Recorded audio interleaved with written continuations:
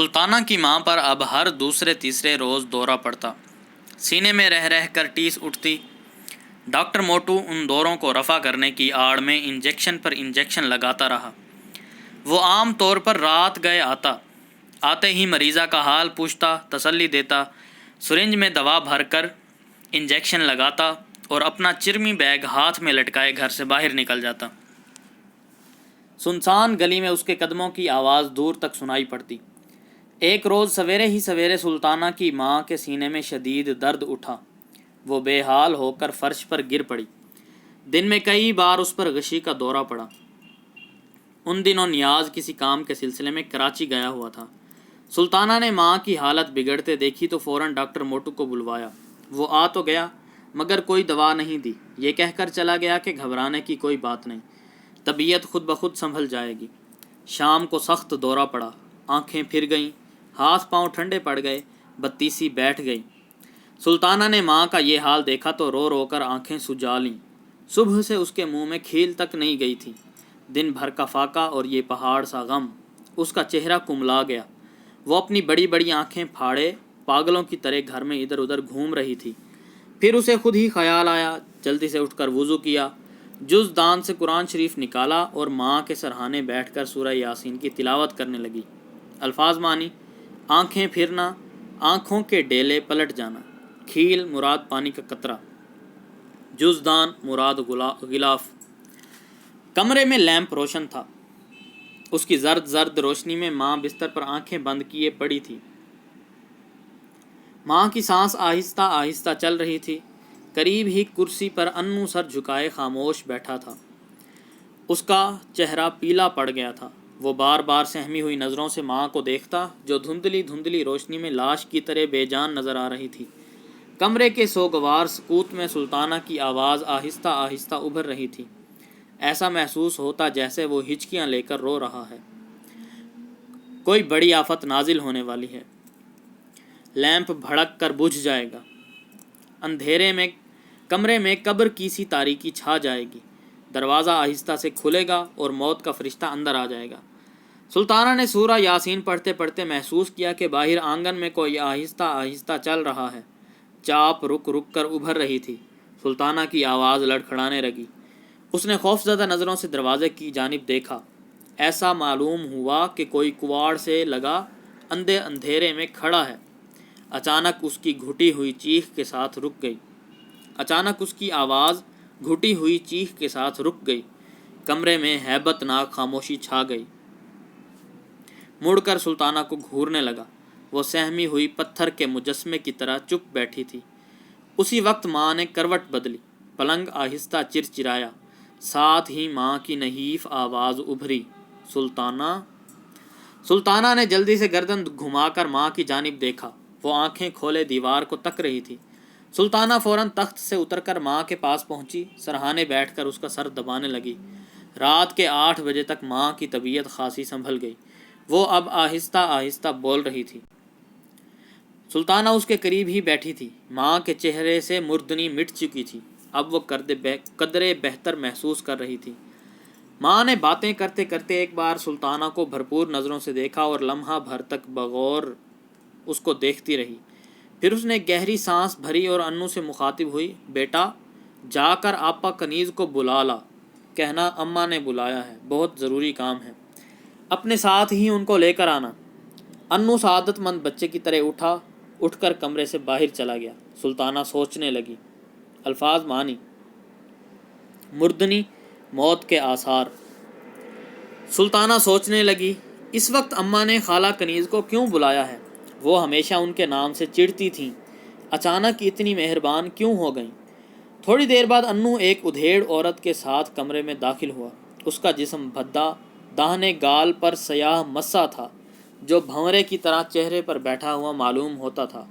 دہانہ چوڑا تھا اور منہ میں پان کی گلوری دبی تھی۔ کمرے میں داخل ہوتے ہی اس نے سلطانہ کی ماں کو نظر بھر کر دیکھا، قریب بیٹھتے ہوئے بولی، اب کیسی طبیعت ہے؟ سلطانہ کی ماں نے جواب دیا، بس اچھی ہی ہے، زندگی کے دن کاٹ رہی ہوں۔ کیا اول فول بک رہی ہو، نہ وقت دیکھتی ہو نہ گھڑی، جو منہ میں آیا کہہ دیا، دشمنوں کے منہ میں خاک، تم کیوں زندگی کے دن کاٹنے لگیں؟ اللہ میاں تم کو اپنے بچوں کے سحروں کی بہار دیکھنا نصیب کرے۔ اے بیماری ہی تو ہے، کون نہیں بیمار پڑا؟ اچھی ہو جاؤ گی، دل کیوں چھوٹا کرتی ہو؟ وہ روانی سے بولتی رہی۔ سلطانہ نے جھنجھلا کر سوچا، یہ لب چٹخنی تو گھنٹوں پیچھا نہیں چھوڑے گی، پان چباتی جائے گی اور ہاتھ مٹکا مٹکا کر بولتی رہے گی۔ اسے بھوک بھی شدت سے لگ رہی تھی۔ وہ چپ چاپ کمرے سے باہر چلی گئی۔ ماں تکیے سے کمر ٹکائے آپا کنیز سے باتیں کرتی رہی۔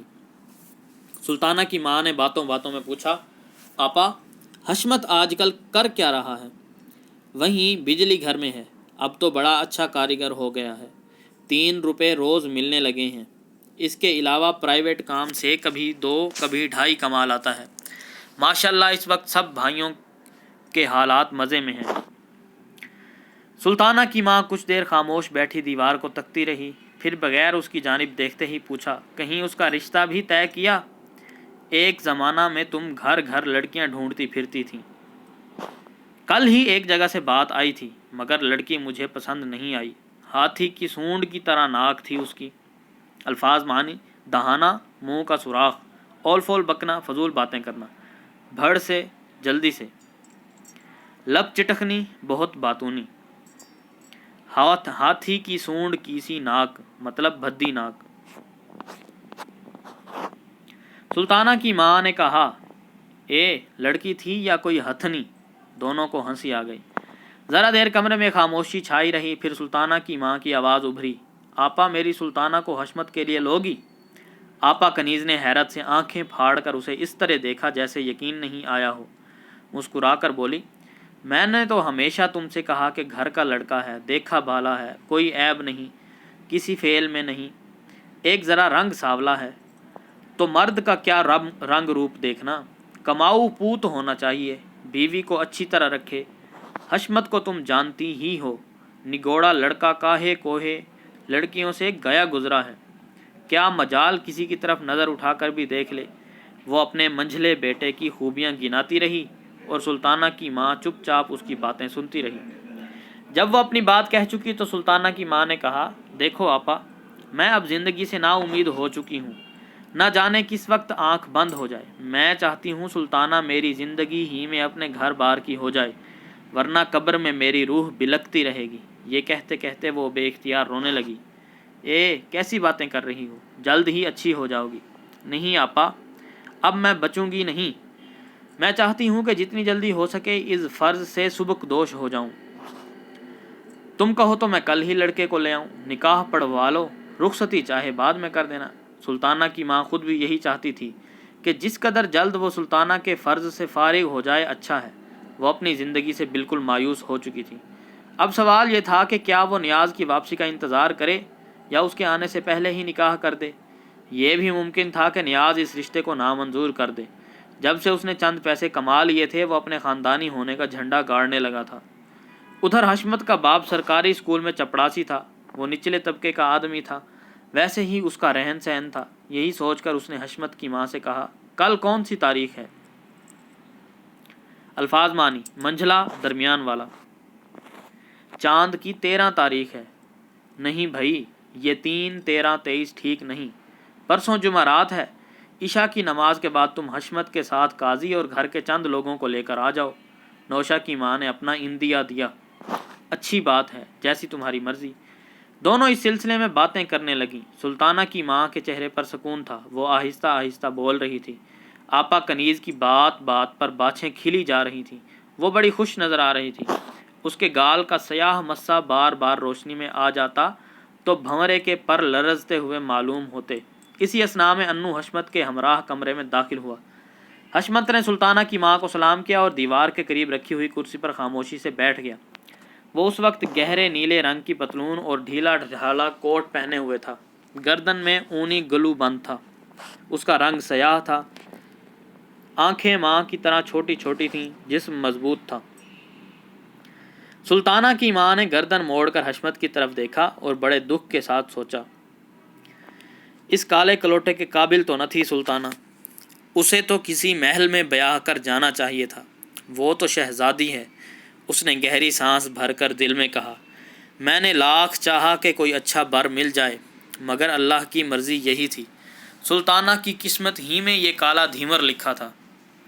حشمت کے آنے کے بعد سلطانہ کی ماں نے گفتگو کا موضوع بدل دیا، ادھر ادھر کی باتیں کرنے لگی۔ حشمت گردن جھکائے خاموش بیٹھا تھا۔ وہ اس وقت ماں کو بلانے آیا تھا۔ اس گھر میں اس کا آنا جانا بہت کم تھا۔ آپا کنیز سلطانہ کی ماں کی سگی رشتہ دار نہیں تھی، بہت دور کا ننھیالی رشتہ تھا۔ ویسے آپس میں میل جول بھی کم تھا۔ سلطانہ کے لیے وہ کئی بار اشاروں میں کہہ چکی تھی، دوسروں کے ذریعے بھی پیغام بھجوایا، مگر ہر بار سلطانہ کی ماں نے انکار کر دیا۔ آپا کنیز کچھ دیر بعد حشمت کے ساتھ اٹھ کر چلی گئی۔ ان کے جانے کے بعد ماں کمرے میں اکیلی لیٹی نہ جانے کیا کیا سوچتی رہی۔ سلطانہ کا رشتہ تو اس نے حشمت کے ساتھ طے کر دیا، مگر اس کا دل مطمئن نہیں تھا۔ وہ جانتی تھی کہ آپا کنیز مزاج کی بہت تیز ہے۔ الفاظ مانی، باچھیں کھلنا، بہت خوش ہونا، کالا دھیمر، کالا آدمی، مراد بدصورت۔ آپا کنیز مزاج کی بہت تیز ہے۔ بڑی بہو سے آئے دن اس کی لڑائی ہوتی رہتی ہے۔ وہ خاموش بیٹھی یہی سوچ رہی تھی کہ اسی اثناء میں سلطانہ کمرے میں آ گئی۔ وہ اس کے لیے گرم دودھ کا پیالہ لے کر آئی تھی۔ اس نے ماں کو دودھ پلایا اور بستر پر اس کے قریب ہی بیٹھ گئی۔ چند لمحے خاموشی چھائی رہی، پھر سلطانہ نے پوچھا، اماں اب کیسی طبیعت ہے؟ وہ بڑے دکھ بھرے لہجے میں بولی، ایسا معلوم ہوتا ہے کہ اب میں بچوں گی نہیں۔ خدا کے لیے اماں ایسی باتیں نہ کرو، ہمارا بیٹھا ہی کون ہے، لے دے کہ ایک تمہارا دم ہے۔ سلطانہ نے دل گرفتہ ہو کر کہا، ہاں بیٹی، یہی سوچ رہی تھی کہ میرے بعد تمہارا کیا ہوگا۔ انو پھر بیٹا ذات ہے، مجھے تو سب سے زیادہ تیرا خیال رہ رہ کر ستاتا ہے۔ ماں نے دل دوز آہ بھری اور سر اوپر اٹھا کر بولی، یا اللہ، ان لاوارثوں کا تو ہی نگہبان ہے۔ سلطانہ نے جلدی سے کہا، ایسی باتیں نہ کرو اماں، میرا کلیجہ پھٹا جا رہا ہے۔ اس کی آواز بھرا گئی اور وہ بے اختیار رو پڑی۔ ماں نے اس کے سر پر ہاتھ رکھ کر تسلی دی، رو نہیں بیٹی، اور اس کے سر پر آہستہ آہستہ ہاتھ پھیرنے لگی۔ سلطانہ نے اس کی بات کا کوئی جواب نہ دیا۔ وہ سسکیاں بھرتی رہی۔ ماں نے نحیف لہجے میں کہا، تو رونے بیٹھ گئی، مجھے تو تجھ سے ابھی بہت سی باتیں کرنی ہیں۔ اس نے گہری سانس بھری، میں تیری ماں بھی ہوں، باپ بھی اور سہیلی بھی، میرے علاوہ تیرا اور کون بیٹھا ہے؟ بہت سی باتیں جو مجھے تجھ سے نہیں کہنی چاہیے وہ بھی کہنا پڑتی ہیں۔ بات یہ ہے کہ میں یہ نہیں چاہتی کہ میرے بعد تو اس گھر میں اکیلی رہ جائے، کوئی اتنا بھی نہیں کہ تمہارے سر پر ہاتھ رکھ سکے۔ جدھر آنکھ اٹھا کر دیکھتی ہوں اندھیرا ہی اندھیرا نظر آتا ہے، کوئی بھی تو اپنا نہیں۔ سلطانہ خاموش بیٹھی اس کی باتیں سنتی رہی۔ ماں کی آواز آہستہ آہستہ ابھرتی رہی۔ وہ کہہ رہی تھی، آپا کنیز نے آج پھر حشمت کا پیغام دیا تھا، وہ بجلی گھر میں مستری ہو گیا ہے، 150 روپے ہر مہینے کما لیتا ہے۔ الفاظ مانی، دل گرفتہ، افسردہ، غمگین، دل دوز، دل پر اثر کرنے والی۔ 150 روپے ہر مہینے کما لیتا ہے، مجھے تو اس میں کوئی عیب نظر نہیں آیا، سیدھا اور سعادت مند لگتا ہے۔ سلطانہ نے گھبرا کر سوچا، ہائے اللہ، یہ اماں کیسی باتیں کر رہی ہے، وہ تو ایک نمبر کا چھٹا ہوا بدماش ہے۔ پچھلی گرمیوں ہی کی تو بات ہے، وہ اس کے گھر میلاد شریف میں گئی تھی۔ سلام پڑھنے کے بعد اس کا گلا خشک ہو گیا تھا۔ وہ پانی پینے کے لیے گھڑونچی کی طرف گئی۔ وہ کالا کالا بھوت کی طرح دیوار سے لگا کھڑا تھا۔ کمبخت اندھیرے میں نظر بھی تو نہیں آتا، اس زور سے پکڑ کر دبوچا کہ چیخ نکلتے نکلتے رہ گئی۔ منہ سے کیسی سڑی ہوئی بو آ رہی تھی۔ حرام زادے نے سارا تھوک گالوں پر چپڑ دیا۔ سلطانہ کو سخت کراہت محسوس ہوئی۔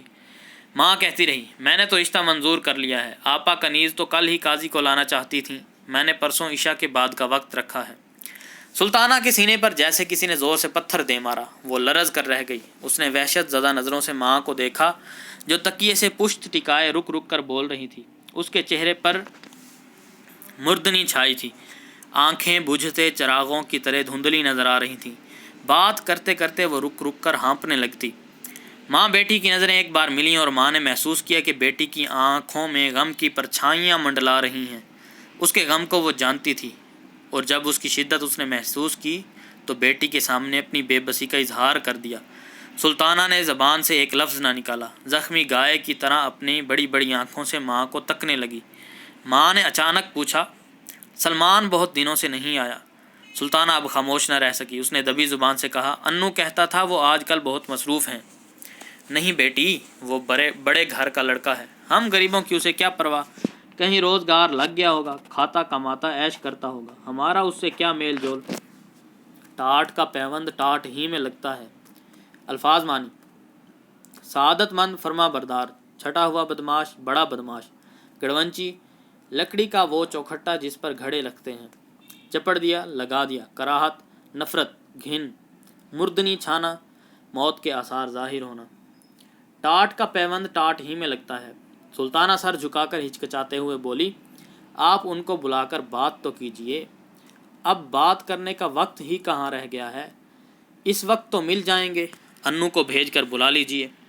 انو اتنی رات گئے کیسے جائے گا، بچہ ہے، اسے ڈر لگے گا۔ ماں نے عذر پیش کیا۔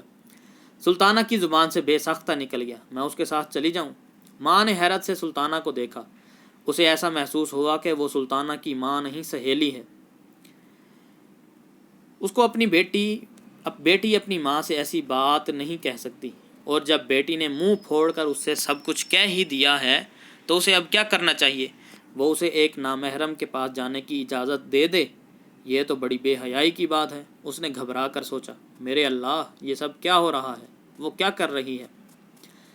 ان پریشانیوں نے اسے کہیں کا نہ رکھا۔ نہیں، اسے ایسے نہیں کرنا چاہیے، لیکن میری بچی تو رو رو کر برا حال کر لے گی، زندگی بھر مجھے کوسنے دے گی، کہے گی اپنا دل چاہا تو خصم کر کے بیٹھ گئی۔ سوتیلا باپ لا کر سر پر بٹھا دیا۔ اس نے پہلی بار محسوس کیا کہ وہ اپنی بیٹی کے سامنے گنہگار ہے۔ سلطانہ نے ماں کو خاموش دیکھ کر کہا، اماں تم ناراض تو نہیں ہو گئیں؟ اس کی آواز کانپ رہی تھی۔ ماں نے بے اختیار اسے سینے سے لگا لیا۔ نہیں میری بچی۔ اس کی سانس بوجھل ہو گئی، وہ بری طرح ہانپنے لگی۔ سلطانہ اس کے دل کی دھڑکن صاف سن رہی تھی، اس کا سینہ بار بار غبارے کی طرح تن کر سمٹ جاتا۔ ماں ذرا دیر خاموش رہ کر بولی، جاؤ انو کو جگا کر اپنے ساتھ لے لو، مگر دیکھو جلدی آ جانا، اکیلے میں میرا دل بڑا گھبرائے گا، جب تک تم آؤ گی نہیں میں جاگتی رہوں گی۔ سلطانہ نے آہستہ سے کہا، اچھا۔ اس کا دل بلیوں اچھل رہا تھا۔ وہ پلنگ سے اتر کر نیچے آ گئی۔ جب وہ کمرے سے باہر جانے لگی تو ماں نے ایک بار پھر ٹوکا، دیکھو جلدی آ جانا۔ الفاظ معنی: نامحرم، غیر، اجنبی، کوسنے دینا، برا بھلا کہنا، خصم، شوہر، دل بلیوں اچھلنا، بہت بے تاب ہونا۔ سلطانہ نے ماں کو مطمئن کرنے کی کوشش کی، نہیں اماں میں جلدی آ جاؤں گی۔ ماں نے دیکھا سلطانہ کے چہرے پر سرخی آ گئی تھی، اس کی آنکھیں مسرت سے ستاروں کی طرح جھلملا رہی تھیں۔ اسے بڑا سکون محسوس ہوا۔ اس نے جسم ڈھیلا کر دیا اور تکیے پر سر رکھ کر کروٹ بدل دی۔ جاڑوں کی رات تھی، ہر طرف سناٹا چھایا تھا، راستوں پر اکا دکا راہگیر نظر آ رہے تھے۔ سلطانہ اپنے چھوٹے بھائی انو کے ہمراہ فلک پیما کے ہیڈ کوارٹر پر پہنچی تو 10 بج چکے تھے۔ سلمان اس وقت لائبریری میں بیٹھا مطالعے میں غرق تھا۔ اچانک باہر انو کی آواز سنائی دی، وہ اس کا نام لے کر پکار رہا تھا۔ سلمان باہر آیا۔ انو کے ساتھ سلطانہ کو اتنی رات گئے دیکھ کر حیرت زدہ رہ گیا۔ اس نے تعجب سے پوچھا، ارے تم؟ سلطانہ نے رسان سے کہا، آپ تو اب آتے ہی نہیں، میں نے سوچا چلو میں ہی آ چلوں۔ وہ معذرت کرتے ہوئے بولا، میں آج کل بے حد مصروف ہوں، ذرا بھی فرصت نہیں ملی۔ اماں کی طبیعت اب کیسی ہے؟ اب تو روز دورہ پڑنے لگا ہے۔ سلمان نے سوچا اس طرح باہر کھڑے ہو کر بات کرنا مناسب نہیں۔ اس نے سلطانہ سے کہا، میں ابھی آتا ہوں۔ وہ اندر گیا، ڈاکٹر زیدی سے ڈسپنسری کی کنجی لی اور باہر آ کر سلطانہ اور انو کے ساتھ ڈسپنسری پر پہنچا۔ قفل کھولا، اندر جا کر موم بتی روشن کی۔ انو کی موجودگی میں سلطانہ اس سے بات کرتے ہوئے ہچکچا رہی تھی۔ سلمان نے اس کی پریشانی جلد ہی بھانپ لی۔ اس نے الماری سے ایک اور موم بتی نکالی اور سلطانہ کے ہمراہ پچھلے کمرے میں چلا گیا۔ اس میں ایک لمبی میز تھی۔ سلمان نے سلطانہ کو کرسی پر بٹھایا اور موم بتی روشن کر دی۔ الفاظ معنی: رسان، نرمی، محبت۔ موم بتی روشن دان پر رکھ دی۔ روشنی ہوتے ہی کمرے کی سفید دیواریں جھلکنے لگیں۔ سلطانہ سیاہ برقع اوڑھے ہوئے تھی، اس کا صرف چہرہ نظر آ رہا تھا۔ موم بتی کی پوری روشنی میں اس کی دلکشی نکھر گئی تھی۔ لامبی لامبی پلکوں کے سامنے اس کی آنکھیں گھنے درختوں سے اٹی ہوئی جھیلوں کی طرح شفاف نظر آ رہی تھیں۔ سلمان لمحہ بھر تک اس کے تابندہ چہرے کو تکتا رہا، پھر اس نے پوچھا، یہ بتاؤ اتنی رات گئے یہاں آئیں؟ وہ آہستہ سے بولی، میں اس وقت یہ معلوم کرنے آئی ہوں کہ آپ نے میرے بارے کیا سوچا۔ اس نے نگاہیں اٹھا کر سلمان کی جانب نہیں دیکھا۔ سلمان تذبذب میں پڑ گیا، وہ کسی ایسی بات کے لیے تیار نہیں تھا۔ دراصل اب تک اس نے سلطانہ کے متعلق سنجیدگی سے غور ہی نہیں کیا تھا۔ وہ خاموش بیٹھا سوچتا رہا کہ اس کی بات کا کیا جواب دے۔ اسے خاموش پا کر سلطانہ کا دل کسی نامعلوم خوف سے دھڑکنے لگا۔ اس نے رک رک کر کہا، اب شاید مجھے اس طرح گھر سے نکلنے کی اجازت نہ ملے۔ کیوں؟ سلمان نے پوچھا۔ سلطانہ نے ہچکچاتے ہوئے کہا، اماں میری شادی کر رہی ہیں۔ سلمان کو اس کی بات پر یقین نہ آیا۔ کب؟ پرسوں رات کو۔ اسے پھر بھی یقین نہ آیا۔ ارے اتنی جلدی؟ وہ زیر لب مسکرایا۔ یہ ویسی ہی شادی تو نہیں جیسی ایک بار پہلے ہو رہی تھی۔ سلطانہ نے اسے تیکھی نظروں سے دیکھا۔ سلمان کی بات اسے پسند نہ آئی۔ اس نے قدرے تیکھے لہجے میں کہا، وہ اور بات تھی، آپ اس کی وجہ بھی جانتے ہیں۔ لمحہ بھر وہ خاموش رہی، پھر بجھے ہوئے لہجے میں بتایا، اماں کی طبیعت دن بدن گرتی جا رہی ہے۔ الفاظ معنی، تذبذب، سوچ بچار، فکر، گرتی جا رہی ہے۔ بار بار کہتی ہیں میں اب بچوں گی نہیں، چاہتی ہیں جس قدر ہو سکے میرا بیاہ کر دیں۔ وہ اپنی زندگی سے بڑی نا امید ہو چکی ہیں۔ آپ نے ادھر ان کو دیکھا نہیں، ان کی حالت دیکھ کر تو کلیجہ پھٹتا ہے۔ سلطانہ کی آواز گلوگیر ہو گئی، اس کی آنکھیں ابھر آئیں۔ اس نے دوپٹے کے آنچل سے آنسو پونچھے اور گردن جھکا لی۔ موم بتی کی ہلکی ہلکی روشنی میں اس کا چہرہ سوگوار نظر آ رہا تھا۔ سلمان نے خاموش نظروں سے سلطانہ کے غمگین چہرے کو دیکھا اور سوچنے لگا کہ یہ بھولی بھالی معصوم لڑکی جو سرما کی اس سنسان رات کو اس سے ملنے آئی ہے اسے پسند ہے، وہ اس سے محبت بھی کرتا ہے، لیکن کیا وہ اس کے لیے فلک پیما چھوڑ سکتا ہے؟ اس جماعت کو جس میں شامل ہونے کے لیے اس نے تہیہ کر لیا تھا کہ وہ اپنی زندگی کی ڈگر بدل دے گا، یہ زندگی کو ایک نئے سانچے میں ڈھالنے کی لگن تھی، جس میں اس کے ارمان، اس کی خوشیاں اور اس کے غم پھیل کر لاکھوں انسانوں میں بٹ گئے تھے۔ یہ ایک اسکائی لارک کی زندگی تھی جس کا نصب العین خدمت خلق تھا، عوام کی بھلائی اور بہتری کے لیے سرگرم عمل رہنا، پسماندگی اور استحصال کے خلاف جد و جہد کرنا۔ اس کے ذہن کو جھٹکا سا لگا، سلطانہ سے شادی کرنے کے بعد وہ اسکائی لارک نہ رہ سکے گا، اسے فلک پیما چھوڑنا پڑے گا، وہ ایک بیوی کا شوہر بن جائے گا، پھر اسے اپنی ضروریات پوری کرنے کے لیے ملازمت کرنا پڑے گی، چند سال بعد وہ باپ بن جائے گا، اس کے اخراجات بڑھ جائیں گے، اس کو اور زیادہ کمانا پڑیں گے، ایک بچہ، دوسرا بچہ، کئی بچے، آمدنی، زیادہ آمدنی، یہ سلسلہ ساری زندگی چلتا رہے گا۔ صبح سے شام تک ایک ہی فکر، ایک ہی چکر۔ دنیا میں کروڑوں انسان پیدا ہوتے ہیں اور اسی چکر میں ساری عمر پھنسے رہتے ہیں، اور ایک روز ایک بیوی کو، چند بچوں کو اور کچھ بچوں کے بچوں کو روتا بلکتا چھوڑ کر اس دنیا سے سدھار جاتے ہیں۔ زندگی کائنات کی طرح وسیع ہے، ہر لمحہ، ہر گھڑی ارتقا پذیر ہے، وہ اس قدر محدود نہیں ہو سکتی۔ تو کیا وہ اس لڑکی کو جس کے لیے کبھی رویا بھی تھا، پاگلوں کی طرح پریشان رہا تھا، کیا کسی دوسرے کو سونپ دے؟ کیا مذائقہ ہے! الفاظ معنی، کلیجہ پھٹنا، صدمہ، تکلیف ہونا۔ نصب العین اصل مقصد، استحصال، ظلم، زیادتی، دنیا سے سدھارنا، مر جانا، ارتقا پذیر، ترقی کی طرف گامزن۔ مذائقہ، حرج، کیا مذائقہ ہے؟ زائد سے زائد یہی ہوگا کہ وہ اس کی زندگی کی ایک المناک یاد بن جائے گی، اور ایسی یادیں اسی وقت حملہ آور ہوتی ہیں جب زندگی میں جد و جہد نہیں رہتی، جب آدمی تھک جاتا ہے، اپنی ذات کے حصار میں قید ہو جاتا ہے۔ لیکن اس کے سامنے تو بہت بڑا پروگرام ہے، اتنا بڑا پروگرام کہ اگر ایسی کئی زندگیاں ملیں تب بھی اس کا مشن ختم نہیں ہوگا۔ دیر تک کمرے میں گہری خاموشی رہی، پھر اسی گہری خاموشی میں سلطانہ کی آواز ابھری، ایسا لگتا ہے کہ میں نے یہاں آ کر آپ کو پریشان کر دیا۔ سلمان کا سلسلہ خیالات منقطع ہو گیا۔ اس نے چونک کر کہا، نہیں، ایسی کوئی بات نہیں۔ وہ صرف مسکرا کر رہ گئی۔ سلمان نے پوچھا، جس کے ساتھ اماں نے تمہارا رشتہ طے کیا ہے وہ کیا کرتا ہے؟ بجلی گھر میں مستری ہے۔ تمہارا رشتہ دار ہے؟ ہاں، سلطانہ نے مختصر جواب دیا۔ اماں کو پسند ہے؟ کہتی تو وہ یہی ہیں۔ سلطانہ بغیر سوچے سمجھے سلمان کے ہر سوال کا جواب دیتی چلی گئی۔ سلمان نے ذرا دیر تک سوچا، پھر اس نے کہا، میرا خیال ہے کہ تم اس سے شادی کر لو۔ سلطانہ کو ایسا محسوس ہوا گویا کمرے میں جلتی ہوئی موم بتی کی لو بھڑک کر بجھ گئی ہے، اس کے چاروں طرف تاریکی کا جال پھیل گیا ہے، اور اس گھپ اندھیرے میں وہ آہستہ آہستہ ڈوبتی جا رہی ہے، اترتی جا رہی ہے۔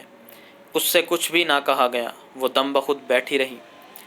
سلمان نے سنبھلے ہوئے لہجے میں کہا، یہ ہم دونوں ہی کے لیے بہتر ہے۔ سلطانہ نے دل گرفتہ ہو کر سوچا، میں یہاں کیوں آئی؟ مجھے یہاں نہیں آنا چاہیے تھا۔ کم سے کم یہ بات تو نہ سنتی جس نے اس کا کلیجہ چیر ڈالا۔ یا اللہ، یہ کیسی تکلیف ہے، یہ کیسا دکھ ہے، میں کیا کروں؟ ہائے، میں کیا کروں؟ اس نے محسوس کیا کہ کہیں وہ بے ہوش نہ ہو جائے، کہیں وہ لڑکھڑا کر گر نہ جائے۔ گھبرا کر وہ جلدی سے کھڑی ہو گئی اور اکھڑی ہوئی آواز میں بولی، اب میں چلوں گی۔ سلمان نے اسے روکنے کی کوشش نہیں کی، نرم لہجے میں بولا، دیکھو سلطانہ، بات یہ ہے۔ لیکن سلطانہ نے اس کی کوئی بات نہ سنی، آہستہ سے کہا، بات تو اب ختم ہو چکی۔ وہ کھوئی کھوئی نظروں سے سلمان کو تکنے لگی۔ اس نے گہری سانس بھری، سلمان کے قریب ہو گئی اور اس کے چہرے کو دونوں ہاتھوں کی ہتھیلیوں میں لے لیا، جھکی، اس کی پیشانی کو چوما اور روانہ ہو گئی۔ نہ وہ روئی، نہ اس نے زبان سے ایک لفظ نکالا۔ چپ چاپ دوسرے کمرے میں آ گئی۔ انو وہاں اونگ رہا تھا، اسے دیکھ کر چونک پڑا۔ سلطانہ نے اسے اپنے ساتھ لیا اور ڈسپینسری سے باہر جانے لگی۔ سلمان اس کے پیچھے پیچھے چل رہا تھا۔ اس نے کہا، چلو میں تم کو گھر تک چھوڑ آؤں، رات بہت گزر چکی ہے۔ سلطانہ نے اس کی جانب دیکھے بغیر جواب دیا، نہیں، میں اس سرد رات میں آپ کو تکلیف نہیں دینا چاہتی۔ اس کی آواز تھر تھرا رہی تھی، شاید وہ رو رہی تھی۔ مزید بات چیت نہیں ہوئی۔ سلطانہ چپ چاپ باہر آ گئی۔ دونوں بہن بھائی آہستہ آہستہ چلتے ہوئے آگے بڑھ گئے۔ ہر طرف گہری خاموشی تھی، سناٹا تھا۔ رات اور بھیگ چکی تھی، خنکی بڑھ گئی تھی۔ اس سردی سے اس کے جسم سردی سے کانپ رہے تھے۔ سنسان کوچہ و بازار سے گزرتے ہوئے دونوں محلے کی گلی میں داخل ہوئے۔ اچانک کتوں کے زور زور سے رونے کی آواز ابھری۔ رات کے پرہول سناٹے میں ان کی آواز بڑی ڈراؤنی معلوم ہو رہی تھی۔ دونوں سہم کر رہ گئے۔ الفاظ معنی، پرہول، خوفناک۔ گھر کے قریب پہنچ کر سلطانہ نے دیکھا دروازہ پاٹوں پاٹ کھلا ہے۔ اس کا دل زور زور سے دھڑکنے لگا۔ وہ گھبرائی ہوئی اندر داخل ہوئی۔ اس نے سہمی ہوئی نظروں سے چاروں طرف دیکھا۔ گھر میں گہری خاموشی چھائی تھی۔ ماں کے کمرے میں روشنی تھی۔ وہ سیدھی وہیں پہنچی۔ ماں تکیے پر سر رکھے خاموش پڑی تھی۔ اس کا منہ دیوار کی طرف تھا اور ایک ہاتھ پلنگ کے نیچے جھول رہا تھا۔ وہ جھپاک سے قریب پہنچی۔ اس نے ماں کا ہاتھ اٹھایا تو دل دھک سے رہ گیا۔ اس نے بدحواس ہو کر کہا، اماں، اماں۔ ماں نے کوئی جواب نہ دیا۔ وہ اسی طرح خاموش پڑی رہیں۔ سلطانہ نے گھبرا کر ماں کے جسم کو ہلایا اور بے قرار ہو کر چیخنے لگی، اماں، اماں، میری اماں، منہ سے تو بولو۔ ماں اب کیا بولتی، وہ تو کب کی مر چکی تھی۔ سلطانہ آوازیں دیتی رہ گئی، اس کو آواز دیتی رہ گئی۔ اس نے پہنچنے میں دیر کر دی۔ فصل ہشتم۔ اسکائی لارکوں کی سرگرمیاں روز بروز بڑھتی جا رہی تھیں۔ شہر کی پسماندہ بستیوں میں تعلیم بالغاں کے 5 مرکز قائم تھے۔ 2 دارالمطالعے، ڈسپینسری صرف ایک تھی، مگر صبح سے شام تک اس پر مریضوں کی بھیڑ لگی رہتی۔ کئی میل سے مریض آتے۔ ڈاکٹر زیدی کو سر اٹھانے کی مہلت نہ ملتی۔ اکثر راتوں کو لوگ گہری نیند سے اٹھا کر اسے اپنے ہمراہ لے جاتے، مگر اس کی پیشانی پر کبھی شکن تک نہ آئی۔ وہ آنکھیں ملتا ہوا اور کبھی کبھی تو کپڑے تبدیل کیے بغیر مریض کو دیکھنے چلا جاتا۔ اس حلیے میں وہ ڈاکٹر کے بجائے میلیا لگتا تھا۔ اسے ڈاکٹر تسلیم کرنے میں اکثر مریضوں کو مشکل سے یقین آتا۔ ان اداروں کے علاوہ فلک پیمانے دستکاری اور گھریلو صنعت کو فروغ دینے کے لیے ایک انڈسٹریل ہوم بھی کھولا تھا۔ اس کے 2 حصے تھے، ایک میں مرد دستکار اور کاریگر کام کرنے والے اور دوسرا خواتین کے لیے تھا۔ اس میں بیوہ اور لاوارث عورتوں کو تربیت بھی دی جاتی اور ان کو گھریلو مصنوعات بھی تیار کرائی جاتی۔ انڈسٹریل ہوم کا بنا ہوا مال بازار میں فروخت کیا جاتا۔ فلک پیما کا پروگرام تھا کہ شہر کے بازار میں انڈسٹریل ہوم کی جانب سے ایک شو روم کھول دیا جائے جہاں مصنوعات کی نمائش ہو اور ان کو فروخت بھی کیا جائے۔ اس طرح دکانداروں کو جو کمیشن دیا جاتا تھا وہ بچ جاتا۔ الفاظ معنی، سرگرمیاں، مصروفیات، کام کاج۔ دارالمطالعہ، لائبریری۔ کان میلیا، کان صاف کرنے والا۔ دستکار، ہنرمند۔ شو روم، مراد دکان۔ مگر یہ تجویز عملی جامہ نہ پہن سکی۔ ہوا یہ کہ ایک روز کوئی 2 بجے شب کو ایک شخص ڈاکٹر زیدی کے پاس آیا۔ ڈاکٹر آدھ گھنٹہ پہلے ہی کسی مریض کو دیکھ کر آیا تھا اور تھکا ہارا بے خبر سو رہا تھا۔ اسے مجبوراً اٹھنا پڑا، آنکھیں ملتا ہوا ڈسپنسری میں گیا، ایمرجنسی دواؤں کا بیگ اٹھایا اور اس شخص کے ساتھ باہر نکلا۔ اس کا چہرہ ڈھلتی رات کے چاند کی طرح زرد تھا، وہ بے حد گھبرایا ہوا تھا اور جلدی جلدی بول رہا تھا۔ اس کی باتوں سے ڈاکٹر نے اندازہ لگایا کسی عورت کا کیس ہے۔ مریضہ اس کی بیوی تھی اور اس کی حالت بہت نازک تھی۔ ڈاکٹر زیدی نے جا کر دیکھا، مریضہ ایک سیلے ہوئے تنگ و تاریک کمرے میں بوسیدہ چٹائی پر بے سدھ پڑی تھی۔ کمرے میں چراغ جل رہا تھا جس کی روشنی میں وہ لاش کی مانند بے جان نظر آ رہی تھی۔ اس کے بال دور تک بکھرے ہوئے تھے، چہرہ نیلا پڑ گیا تھا، منہ سے سفید سفید جھاگ نکل کر باہر آ رہی تھی۔ ڈاکٹر نے مشتبہ نظروں سے مریضہ کو دیکھا، اس نے کوئی زہریلی چیز کھا کر خودکشی کی کوشش کی تھی۔ پہلا خیال اس کے ذہن میں یہی آیا۔ اس نے مریضہ کا معائنہ کیا تو اس کا خیال درست نکلا۔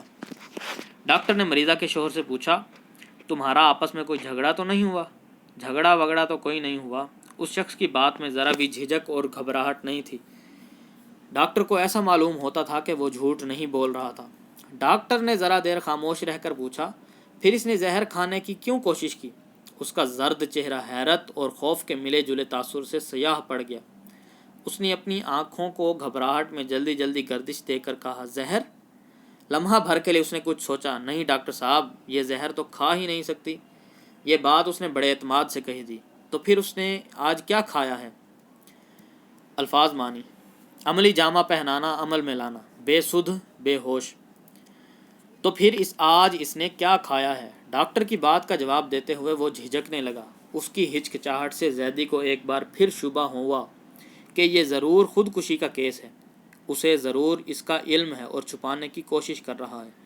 ڈاکٹر نے کسی قدر تیکھے لہجے میں کہا، بتاتے کیوں نہیں اس نے کیا کھایا ہے؟ اس شخص کا چہرہ مردے کی طرح خاکستر نظر آنے لگا۔ وہ ڈاکٹر سے نظریں نہ ملا سکا، ملزموں کی طرح گردن جھکا کر آہستہ آہستہ بولنے لگا۔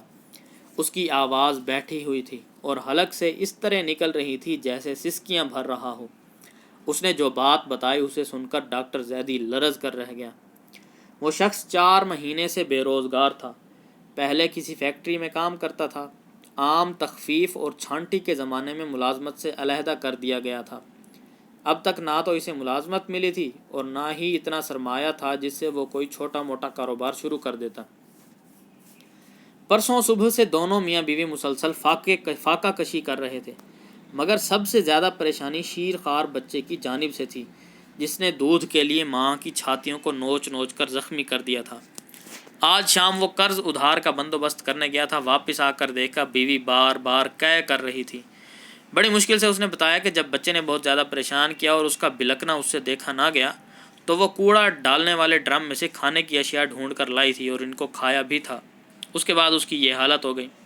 ڈاکٹر زیدی نے اس شخص کو دیکھا جو ملزموں کی طرح گردن جھکائے شرمسار کھڑا تھا۔ اس کا چہرہ سانپ کے پیٹ کی طرح مٹیالہ نظر آ رہا تھا۔ دیوار کے قریب اس کی بیوی بے ہوش پڑی تھی۔ اس کے سر کے بال بے ترتیبی سے بکھرے ہوئے تھے۔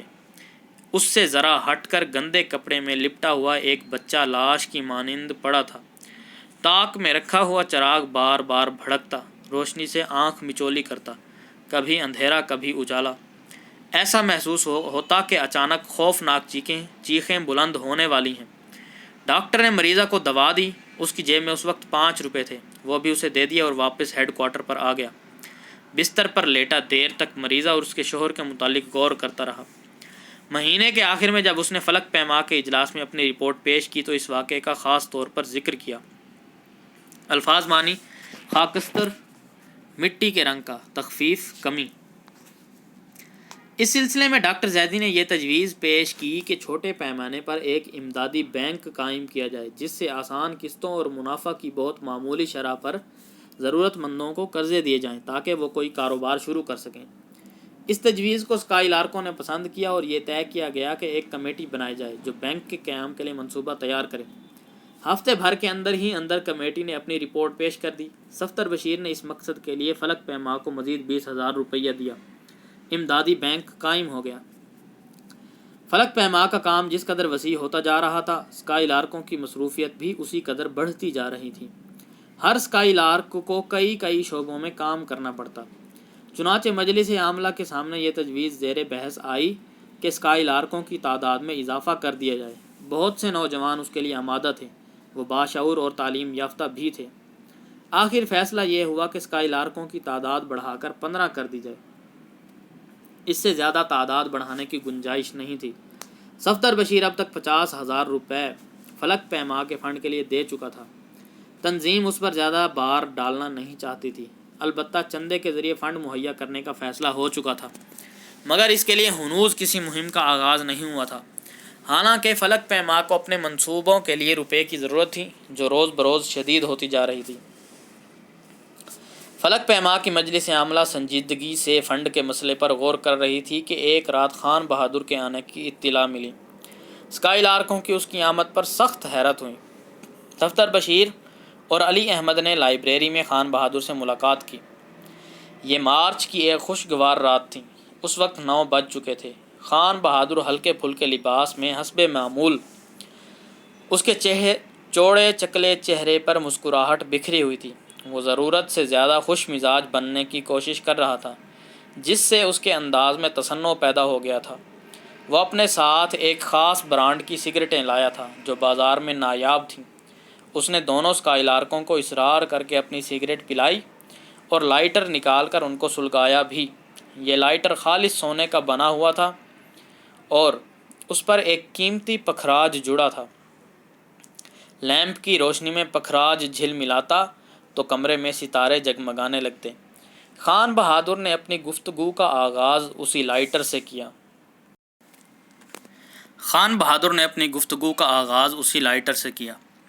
مگر علی احمد کو ان باتوں سے ذرا بھی دلچسپی نہ تھی۔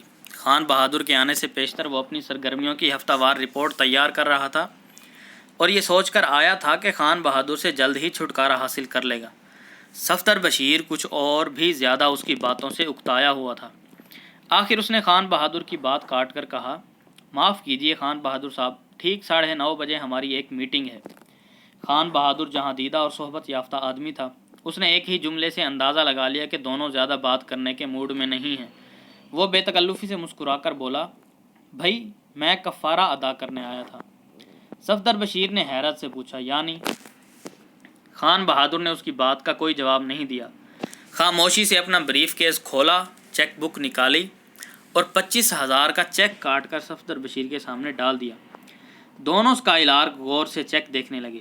خان بہادر مسکین سی شکل بنا کر بولا، یہ آپ کی امانت ابھی تک میرے پاس محفوظ ہے، آج میں نے سوچا اسے واپس پہنچا دوں۔ علی احمد نے سوچا کہ خان بہادر اس وقت ضرور کوئی نیا چکر چلانے آیا ہے۔ اس نے متلاشی نظروں سے خان بہادر کو دیکھا جو بلا وجہ مسکرا رہا تھا۔ اس کے انداز سے خوشامد صاف جھلک رہی تھی۔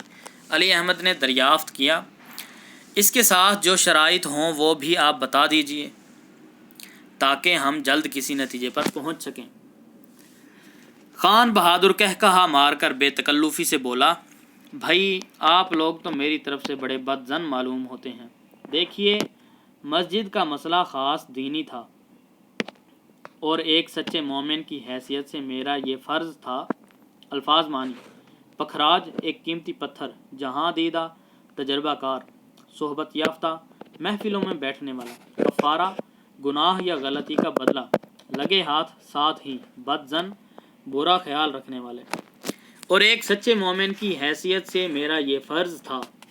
علی احمد نے اسے کچھ کہنے کا موقع نہ دیا۔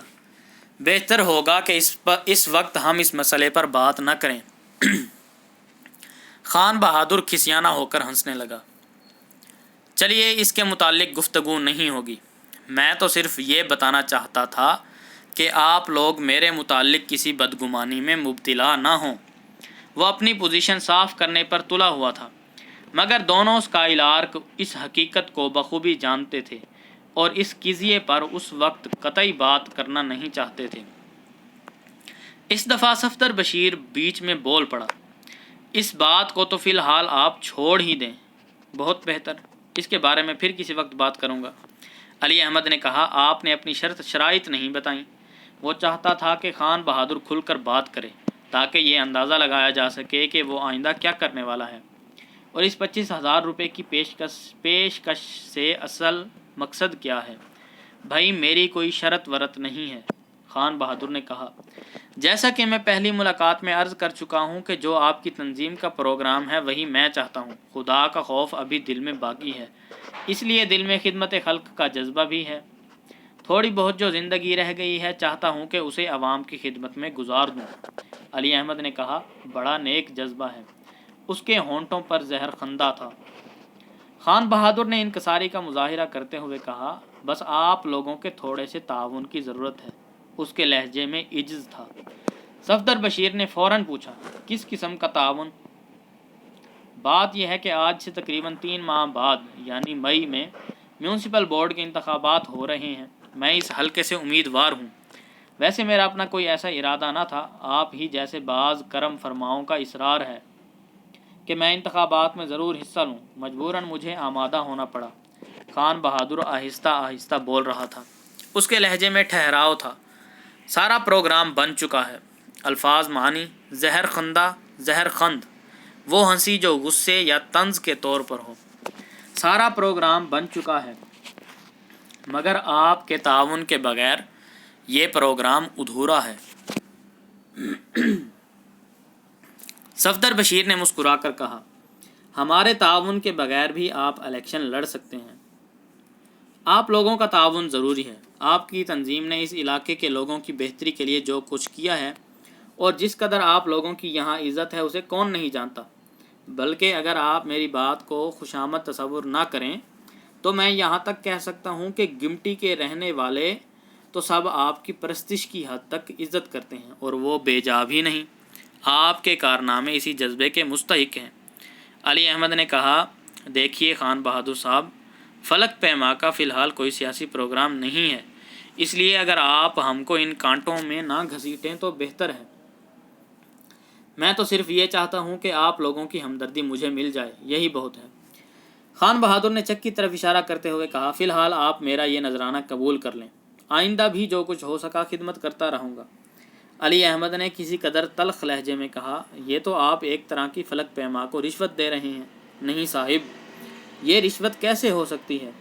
صفدر بشیر نے کہا، چلیے رشوت نہ سہی، فلک پیما کے تعاون کی قیمت تو بہرحال آپ لگا رہے ہیں۔ علی احمد نے صفدر بشیر کی تائید کی، اور اگر یہ تعاون کی قیمت ہی ہے تو معاف کیجیے خان بہادر صاحب، آپ نے بہت کم قیمت لگائی، میں اس پر احتجاج کروں گا۔ خان بہادر دونوں کی باتوں سے سخت چکرایا، گھبرا کر بولا، آپ لوگ مجھے غلط سمجھ رہے ہیں، میں تو پورے خلوص کے ساتھ آپ کی مدد کرنا چاہتا ہوں۔ دونوں اس کے خلوص کو ایک بار آزما چکے تھے، وہ تجربہ ان کے لیے کافی تھا، لہٰذا ان کو خان بہادر کی باتوں پر ذرا بھی اعتبار نہ آیا۔ علی احمد نے کہا، دیکھیے خان بہادر صاحب، آپ کاروباری آدمی ہیں، اس بات سے تو آپ انکار نہیں کر سکتے۔ آپ کوشش بھی کریں تب بھی آپ کسی مسئلہ کو کاروباری انداز سے دیکھے بغیر رہ نہیں سکتے۔ صفدر بشیر نے کہا، اور آپ تو بڑے منجھے ہوئے بزنس مین ہیں، یہ صلاحیت خدا کسی کو کم ہی دیتا ہے۔ مثال کے طور پر اگر میں ایک کامیاب تاجر بننا چاہوں تو کبھی نہیں بن سکتا، اس کے لیے ایک مخصوص ٹیمپرامنٹ کی ضرورت ہے جسے حاصل کرنے کے لیے ایک عمر چاہیے۔ وہ بڑی روانی سے بول رہا تھا۔ خان بہادر بہت سٹ پٹایا، مگر وہ اتنی جلد ہتھیار ڈالنے والا آسامی نہیں تھا۔ اس نے صفائی پیش کرنے کی کوشش کی، اگر آپ حضرات نے تعاون کیا اور خدا کا فضل شامل رہا تو میں میونسپیلٹی کا ممبر منتخب ہو جاؤں گا۔ آپ دیکھیں گے کہ میں عوام کی کس خلوص اور نیک نیتی سے خدمت کرتا ہوں۔